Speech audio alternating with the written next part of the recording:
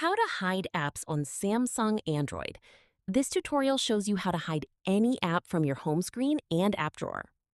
First, go to your home screen and pinch inward with 2 fingers to enter the home screen edit mode. After that, tap on Settings at the bottom right corner. From there, tap on Hide Apps from the menu. At this point, you will see a list of all the apps installed on your device.